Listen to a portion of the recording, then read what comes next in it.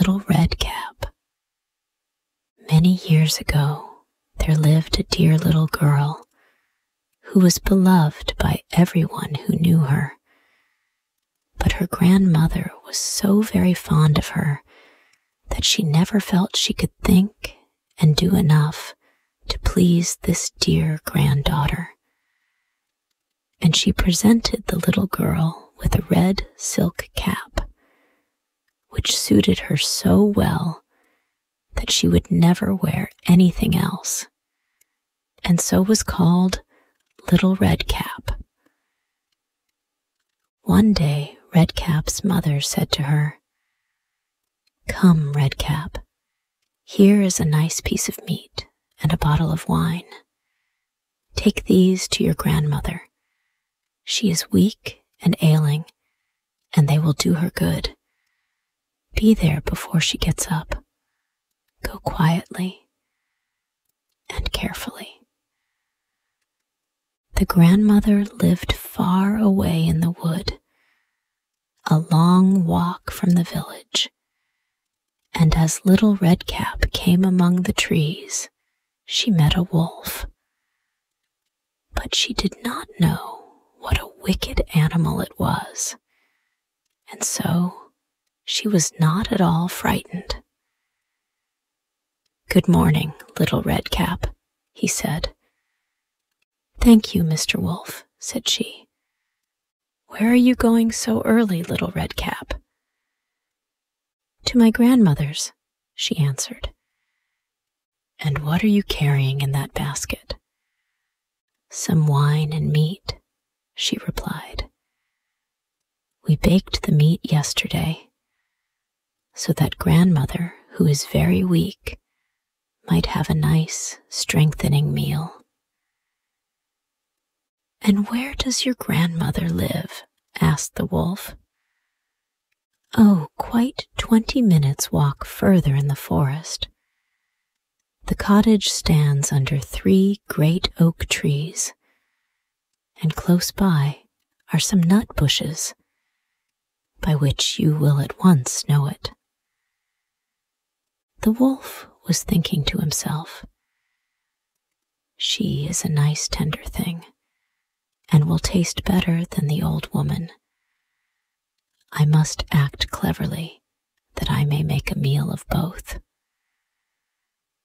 Presently he came up again to Little Red Cap and said, "Just look at the beautiful flowers which grow around you.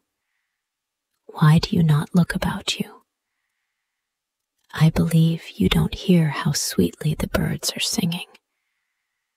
You walk as if you were going to school.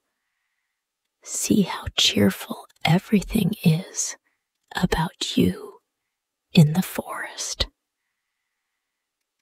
And Little Red Cap opened her eyes, and when she saw how the sunbeams glanced and danced through the trees, and what bright flowers were blooming in her path, she thought, "If I take my grandmother a fresh nosegay, she will be very much pleased. And it is so very early that I can, even then, get there in good time." And running into the forest, she looked about for flowers. But when she had once begun, she did not know how to leave off, and kept going deeper and deeper amongst the trees, looking for some still more beautiful flower. The wolf, however, ran straight to the house of the old grandmother and knocked at the door. "Who's there?"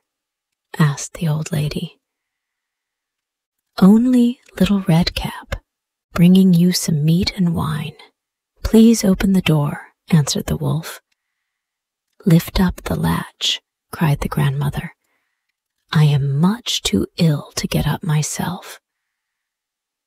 So the wolf lifted the latch, and the door flew open. And without a word, he jumped onto the bed and gobbled up the poor old lady. Then he put on her clothes and tied her nightcap over his head, got into the bed, and drew the blankets over him. All this time, Redcap was gathering flowers, and when she had picked as many as she could carry, she thought of her grandmother and hurried to the cottage. She wondered greatly to find the door open, and when she got into the room, she began to feel very ill and exclaimed, "How sad I feel. I wish I had not come today." Then she said, "Good morning," but received no reply, so she went up to the bed and drew back the curtains. And there lay her grandmother, as she imagined, with the cap drawn half over her eyes and looking very fierce. "Oh, grandmother, what great ears you have," she said. "All the better to hear you with," was the reply. "And what great eyes you have." "All the better to see you with." "And what great hands you have." "All the better to touch you with." "But, grandmother, what very great teeth you have." "All the better to eat you with." And hardly were the words spoken when the wolf made a jump out of bed and swallowed up poor little Redcap also. As soon as the wolf had thus satisfied his hunger, he laid himself down again on the bed and went to sleep and snored very loudly.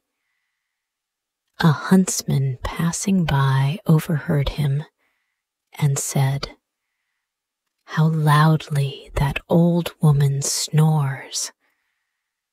I must see if anything is the matter."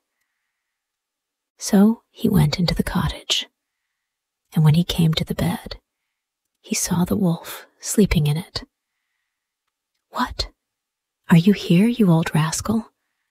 I have been looking for you," exclaimed he, and taking up his gun, he shot the old wolf through the head. But it is also said that the story ends in a different manner. For that one day, when Redcap was taking some presents to her grandmother, a wolf met her and wanted to mislead her. But she went straight on and told her grandmother that she had met a wolf who said good day and who looked so hungrily out of his great eyes as if he would have eaten her up had she not been on the high road. So her grandmother said, "We will shut the door, and then he cannot get in." Soon after, up came the wolf, who tapped and exclaimed, "I am little Redcap, grandmother. I have some roast meat for you." But they kept quite quiet and did not open the door. So the wolf, after looking several times round the house, at last jumped on the roof, thinking to wait till Redcap went home in the evening, and then to creep after her and eat her in the darkness. The old woman, however, saw what the villain intended.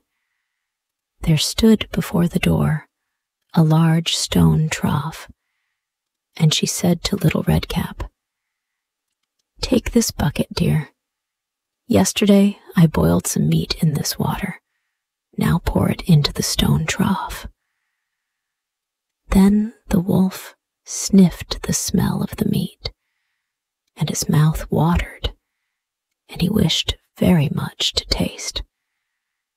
At last, he stretched his neck too far over, so that he lost his balance and fell down from the roof, right into the great trough below. And there he was drowned.